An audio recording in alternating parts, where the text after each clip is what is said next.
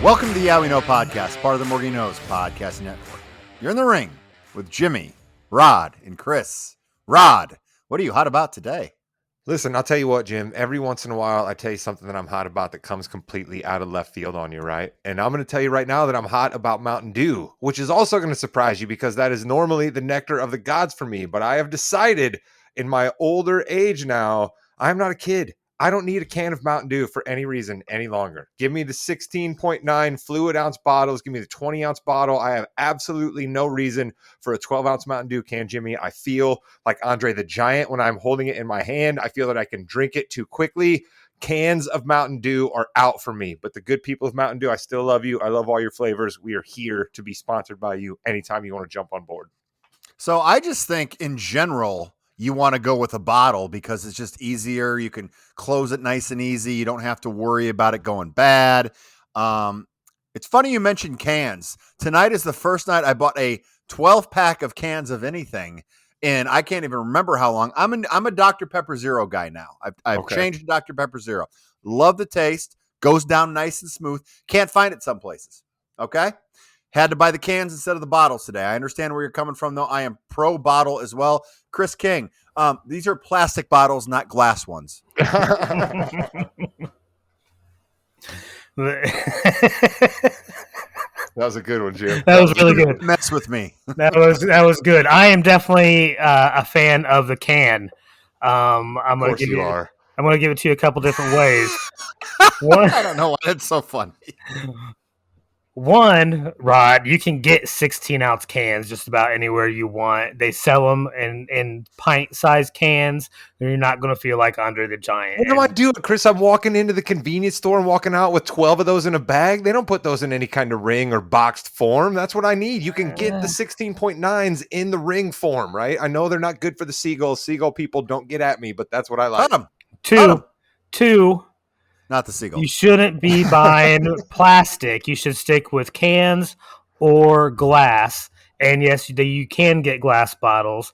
IBC root beer, the best root beer in the world. And then if you buy a Coca-Cola in a glass bottle, chances are it's bottled in Mexico and uses real sugar instead of high fructose corn syrup. Don't say the C word, all right? Jimmy at least stayed in the PepsiCo family when he went Dr. Pepper Zero, all right? If we were trying to belly up to the good people at Mountain Dew, we certainly are going to have to reach out to their PepsiCo family and not their competitors, Chris. Hey, we'll take whatever soda company wants to sponsor us. No, right now I'm going on record. Coke, don't come at me. I don't like your swill of a beverage, and don't come at me, Coke. I'm kind of hungry. Let's have some Taco Bell. Hey-o. Or Kentucky Fried Chicken, perhaps.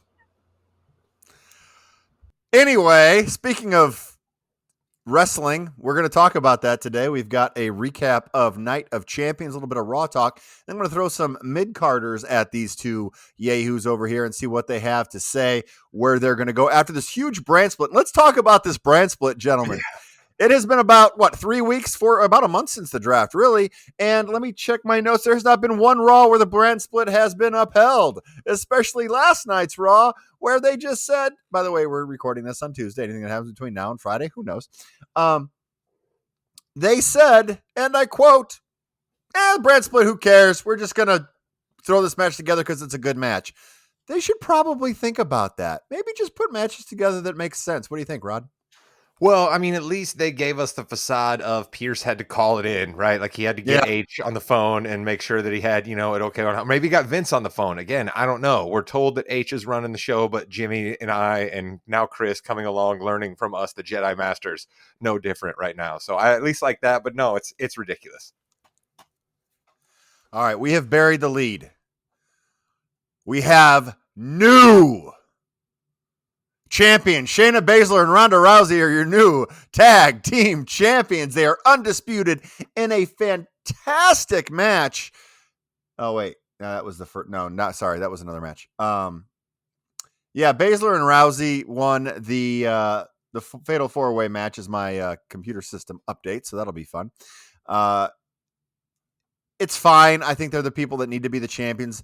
Now we need to start building up contenders for these championship belts. We'll go to Chris first, and then Rod will go off. No. Point of order, Jimmy. Point of order. Am I allowed to appeal to any jury as to why this is the second item we talk about on the podcast? I mean, I understand that Baszler has this reaction alone is the reason why it's the second item on the podcast. You're telling me there's no jury, and I have to continue with this line of questioning. All right, fine. Go ahead. Chris King, how excited are you for Shayna Baszler and Ronda Rousey?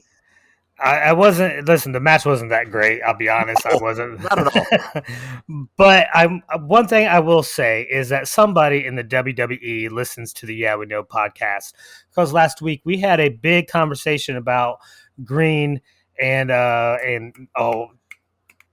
you can do it. Come on. I can't. I want to say Sylvia. And that's Sylvia. Anyways. No, it's Blanche. It's Blanche and Rose and Dorothy. Anyways, I complained that those two were not looking like a tag team. And what did they do? They came out Monday Night Raw looking like a tag team. Yes, they did. They had similar neon and black, and Sonya Deville stayed to her, her full-bodied leather type attire, and Chelsea Green kept her shorts on. So again, Chris, as you said, someone listens to the Yeah We Know podcast and didn't change Chelsea Green's ring attire too much, so I appreciated that. But I really wanted them to win. I thought that it would have been cool to go from, I guess, heels or Shonda. Listen to me. That's what I'm going to call them. I'm going to call them Shonda. Shayna and Ronda. That's what I'm going to call them, Shonda, because I have no respect for either of them. Ronda Rousey has Q rating, but she's a terrible wrestler. Fine. Give the women tag team belts to them. But I'm more interested in any other women's tag team than those two. All right. So Sylvia and Chelsea Green, Io Sky and Bailey, and Shotzi and Raquel lost. All right, we have a new Raw World Champion. It is the one, the only Seth Rollins. It's the only choice they had. Terrific champion to start everything off. But the big thing is, who's he going to face?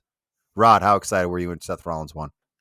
I was pretty pumped. I thought it was awfully cool that they trucked that match out first, right? So hopefully yelling at everybody about the 1 o'clock start time worked, and folks were all ready and pumped for that match to go off first. And it was a heck of a banger, right? To start out with, you get the crowd up and down, you give them some false finishes, you give them some injuries, the whole biz. So great wrestled match by them. Loved the callback, sorta, if it were, right, to H in the ring, handing Rollins a belt, right, when he was the guy who ultimately brought about the end of the Shield to get Rollins on his first championship run. So I thought that was kind of cool. And again, I think that the gravitas Triple H brings, anytime there's a reason to have him in the ring, I'm for it. So I absolutely love seeing my guy next to the Hall of Famer, Chief Creative. Love every second of it. Great win by Rollins there. Chris, did this give you everything that you wanted? Yeah, it was a great match. And listen, Rollins is the people's champion now, right? I mean, there's no doubt. There's no doubt about it. He controls the crowd every time he comes out. They are 100% behind him every time he comes out. He's the champion that we have wanted to see in the WWE for at least since I've been watching again. So I don't care if it's a tag team match, weirdly, on the first Raw afterwards. He says he's going to be wrestling with that belt around his waist every week. That's what we want to see. People's champ. People's champ.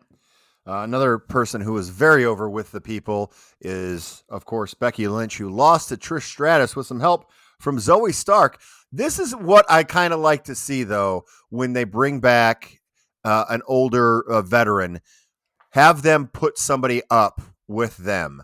So I think this is going to be a good matchup. Zoe Stark is still a little green around the edges, but she's going to get it in there with Becky Lynch, and I think this is a great way to start her career in WWE, Rod.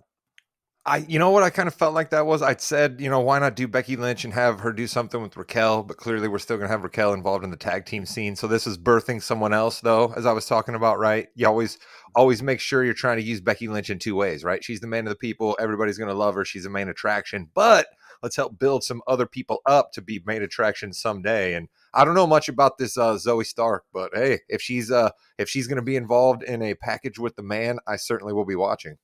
She had a decent run in the Rumble, which I thought was good, and bringing her up in this way is really good. They're doing a lot better with her than other people from NXT, Chris. Yeah. I think it's the perfect way to bring her up. Put her with an aging Hall of Famer who is going to get a lot of bumps, and this is a great way to get her right into that feud with the man. I think it's a great way to do it, and they need some talented women in this division because we saw what some others in this division can't do when we watched that Fatal 4-Way. The Thank You Trish t-shirts are gold, Jimmy, but we need to take the microphone away from Trish Stratus at least 2 to 3 minutes earlier than they have been. Yes, shorter is better, and Vince McMahon thinks longer is better always. Gunther and Ali had a pretty good match. Gave a little bit more to Ali than we thought. Well, not all of us. Rod pretty much had that down. I see, and let me throw this out at you. What about sending Ali to NXT? What do you think on that? Knowing full well it happened about 10 minutes ago. Ooh, oh, okay. Well, you know what? I don't follow a lot of that as well as you do. That's why you're the expert of this podcast. But I'll tell you what, Apollo Crews, who I remember as a bit of a joke, went down to NXT and now came back and looks a bit like a badass. So, hey, why not, Ali? Go down, wrestle, work on a character, come back up. I like the guy. I think he's got charisma. I think he's a good wrestler. I think he's got acting chops, right? Like, I think he can be funny.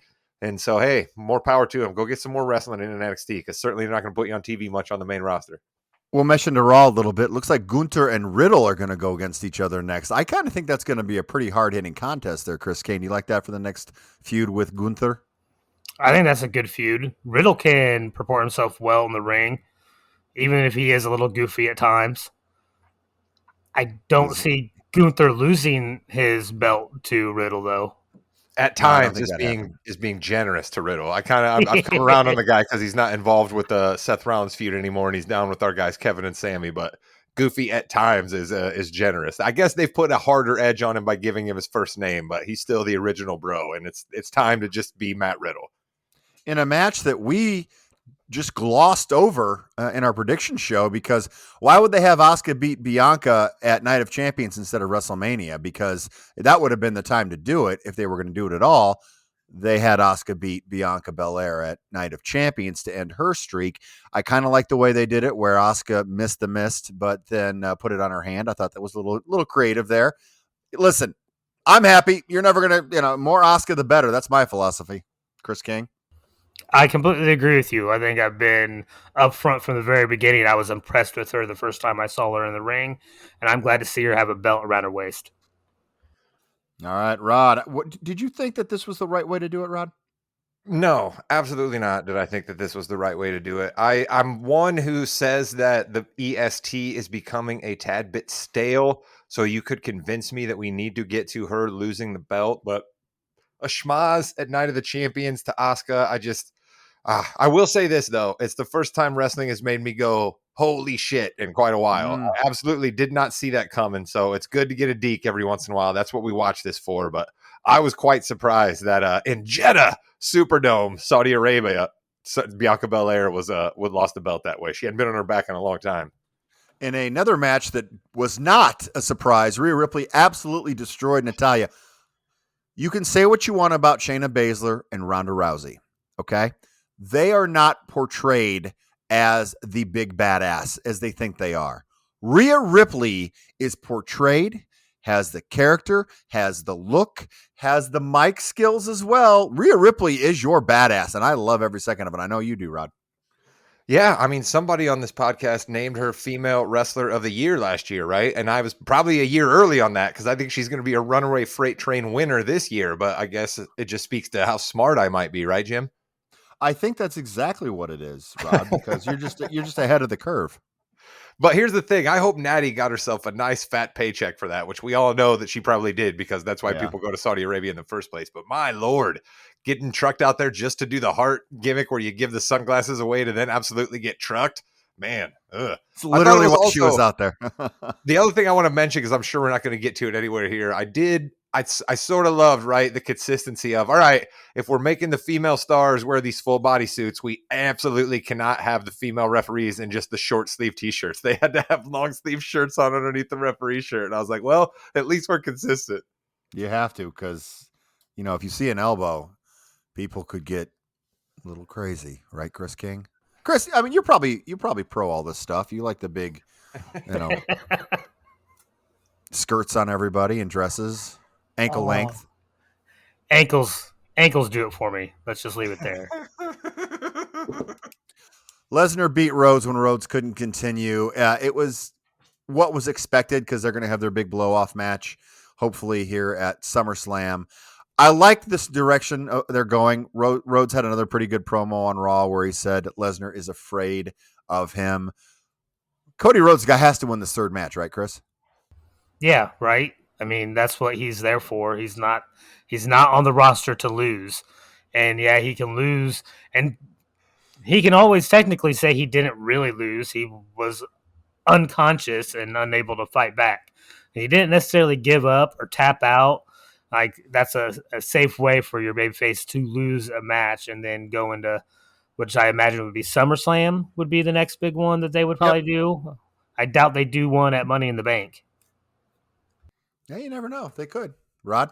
So, Jimmy, we had Brock Lesnar jump Cody Rhodes, the American Nightmare, at the beginning of Raw, bash his hand against a garage with the keg, just so Cody could then wear a cast to hit Brock in the head with. Like, that was the big story payoff, or are we doing something else with this arm? I pretty much think that's going to be the payoff because he said he was ready to fight him anywhere, and apparently you can fight with a broken arm now. So that's what's going to happen moving forward.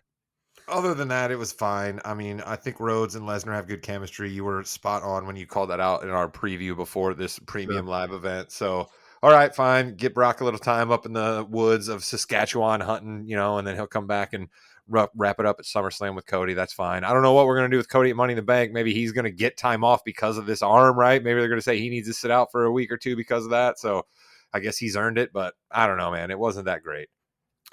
And fellas, it finally happened. The bloodline, no more. But it was Jimmy who super kicked the face of Roman Reigns. I loved how they did that, where Jay was, "What are you doing?" Jimmy's like, you should have done that a while ago. I thought it was terrific, Rod. Well, I think we should probably let Chris go first on this, right? Because Chris has been the number one. Like, if we're talking about journalists in the street sniffing out scoops for when the bloodline's going to end, Chris King's been the closest thing to that on this podcast. So I think he should get the first bite at the apple. I can be magnanimous. Don't let it be said that I'm a glory hog at all times. Listen, I was off because I did not expect it to be because of Jimmy. I really thought it was going to be Jay, but then SmackDown happened. And then you saw it at Night of Champions. But I still thought it was going to be him turning on Solo next. But now we have Usos versus Reigns and Solo, which is what a lot of us have wanted for a long time. We were even kind of speculating it could happen for WrestleMania, but that didn't occur. So we'll see what happens. And we may get what Jimmy has been saying for a while, main event Jay. Oh, we're definitely going to get some main event Jay, main event Jimmy. I think Jimmy will be the first one coming up, possibly at a Money in the Bank if Roman Reigns decides to work there. We're going to go down a road here over the next 6 months, and I'm thinking Royal Rumble might be Roman and Sikoa. I don't see Roman losing the title anytime soon. It may be till next WrestleMania, guys. No, they're already starting to name off the other people that he's passing on the list, and that's becoming a whole thing. So that's there. First off, I want to say a quick shout out to the Usos for being able to get clearance to be out of the country. I absolutely did not think they were going to show up in that match because of the numerous legal entanglements, and we'll just leave it at that the Usos have been known to be in over their careers. And I absolutely think Roman's got to work at Money in the Bank. All right. We're talking about a foreign show here, right? The good people of London are going to want to see Roman Reigns. So I think we're going to put all four of these guys in a corner and we're just going to have a four-way match because that doesn't really settle much anything, but it keeps the story going. It does. So that is Night of Champions. We had Raw the next night, obviously the big celebration. Who earned it? Seth Rollins there. And throughout Raw, we talked about a few things there, but I want to get to some mid-carders. I'm going to talk to you guys about some mid-carders and see where they are. You like where they're going? Do we need a different direction for them? And let's start with one of the, I guess, most polarizing, Austin Theory. Rod, United States champion Austin Theory is a mid-carder right now. Do you think he is going in the right direction, or is he still kind of where he had been? I'm in on Austin Theory. I'm seeing the turn. We're going to be just complete shit heel, and we're going to be getting boos basically for the same reasons Dominic Mysterio does, and that's fine. We get him to there, and then we can work back from that point. So I'm absolutely in on Austin Theory. I noticed that we've given him a bit of a switch up with his entrance. I kind of like it, the back perspective, and then coming around. It's good stuff, man. I'm in on Austin Theory. I think the guy's getting better on the mic, and he looks like $1 million damn dollars. I mean, he's the reincarnation of Randy Orton a little bit that way. Okay, Chris King. I will. I don't like him. I'll say that, but I haven't liked him. I will say that he does impress with his work in the ring. I mean, you can't deny that. He knows how to sell. I see improvements. I think he's great as a heel, which is fantastic because I hate him. So I guess it's working, right? There you go. Judgment Day, Chris King. Now I understand that it's Judgment Day is weird because really for a mid-card act, Rhea and Dominic are kind of a main event act moving forward there. But then you have Finn Balor and Damian Priest. I don't see where Priest fits in right now. I thought he might have been someone that could have gone after Rollins, but after what happened on Raw, I don't know if that's the case. Where are you on Judgment Day, Chris? I enjoy him. I love hearing the boos and the you sucks and everything else to Dom. That is fantastic. Rhea Ripley is the future of the women's division, that's for sure.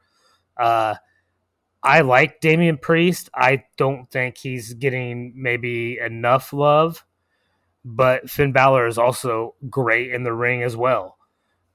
They are a great heel faction that you love to root against. I think WWE is better with them.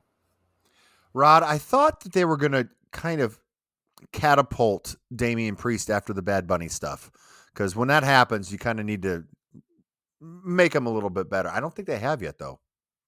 No, they certainly still are treading water with Damian Priest, so to speak. But I think this turn in his character is good for Damian Priest, right? Judgment Day is good for Damian Priest. Rhea being the front of Judgment Day is kind of cool. That's another feather in her cap, right? You don't necessarily have a woman leading a faction like that very often unless it's an all-female faction. But here's what I want to say. Jimmy, what exactly is Finn Balor? All right, I'm not denying the guy's charisma. I'm not denying his ring work. But what exactly are we doing with Finn Balor? What is the music? What is the scarf? What is the preening? I mean, what are we doing with Finn Balor? What would you describe his character as, Jimmy? Someone who's well-versed in the pro wrestling game as you. He's the leader of a faction, but he's arguably the fourth most important person in that faction. He's also the best wrestler in that faction. I mean, Rhea in the women's division's a little different. Balor's a better wrestler, but I think he's just he's in limbo right now because you want him to be. I thought he should go against Rollins moving forward. Those would be some terrific matches, but Balor's got to get some big wins. He has not had a big win in a while. How does Judgment Day run anything, which we're always told, and they lose all the time, right? They lose all the time, sure. And like you said, Jimmy, Damian Priest gets the Bad Bunny spot.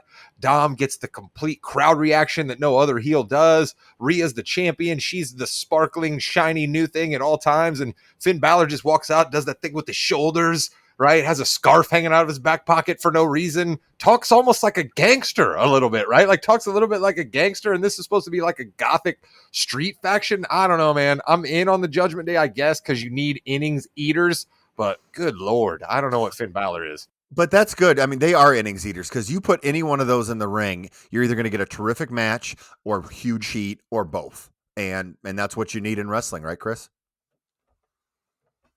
Yeah, and really, as long as they're bringing Dom out, they're going to get a lot of heat. It doesn't matter if he's in the ring or not.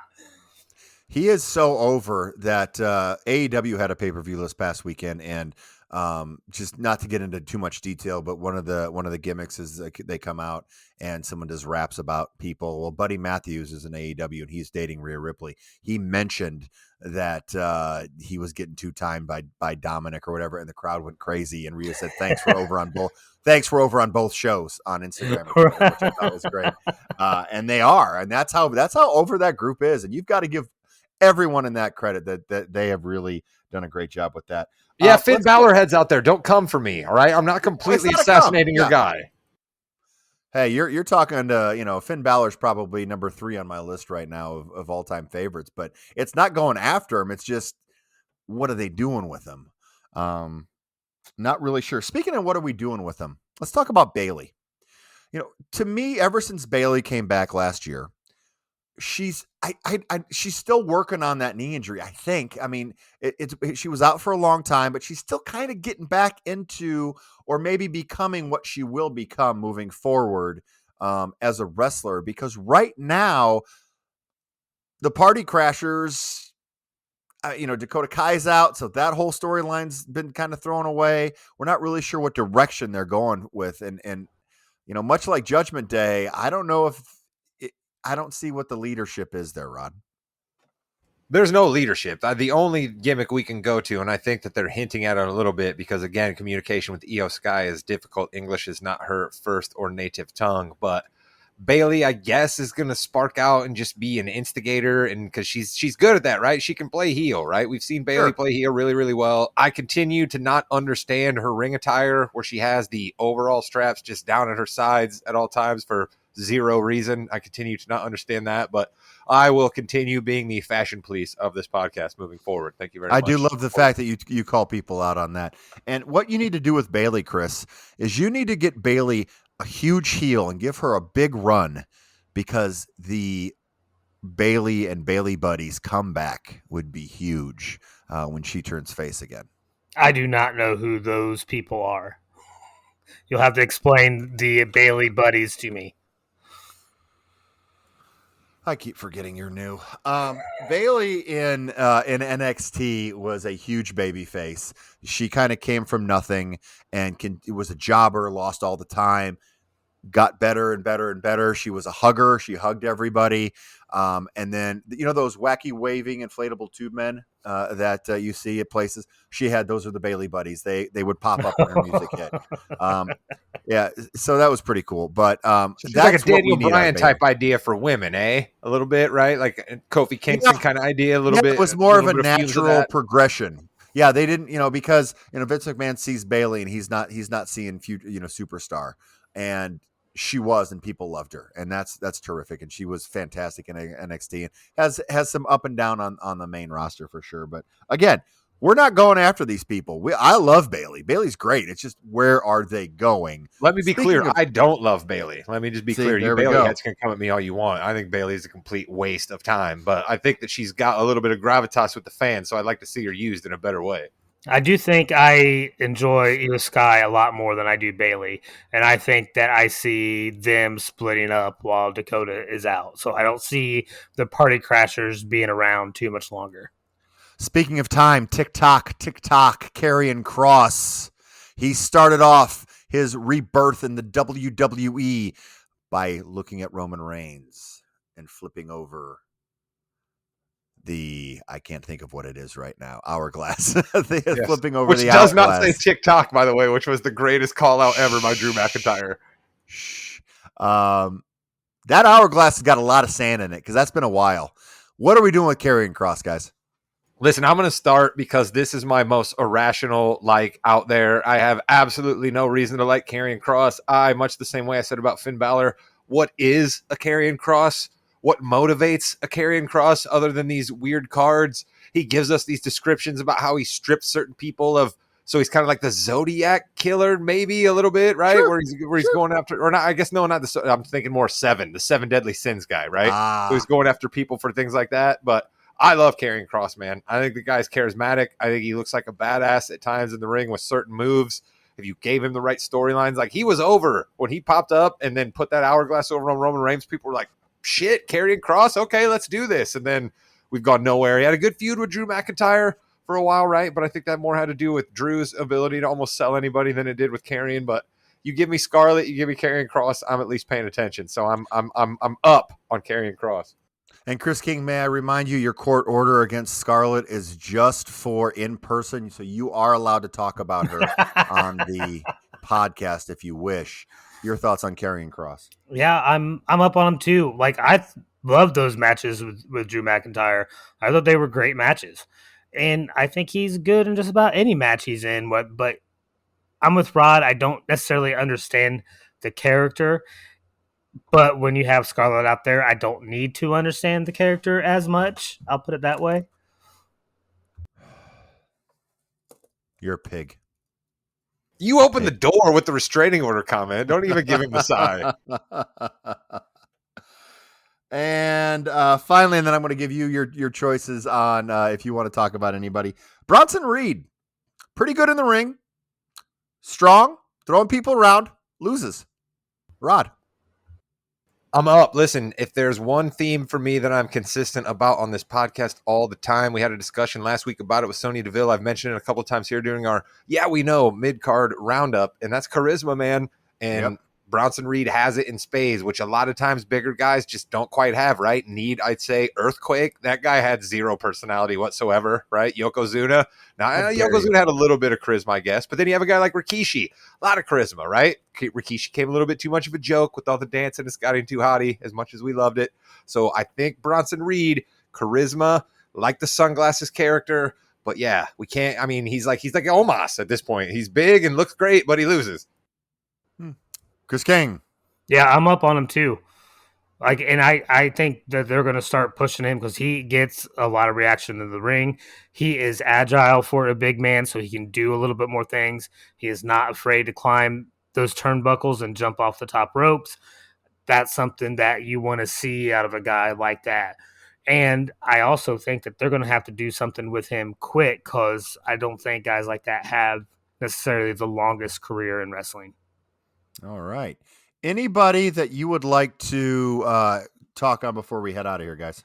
Real quick, I'm just going to mention I have no idea why Maxine Dupree is in Alpha Academy now, but I am for it. Let's go. Anything that helps my guys Otis and Gable out. I like that they decided to go that direction too. I think that's a good call. Yeah, you can't split Otis and Gable up, right? Like, I really sort of enjoyed that like they sold us that these guys just have such bromance, right? And Otis just couldn't quite turn his back on his guy, Master Gable. So I dig it. But I've said my love for the Alpha Academy before, but I just wanted to shout that out. Chris King. I'm still up on Montez Ford big.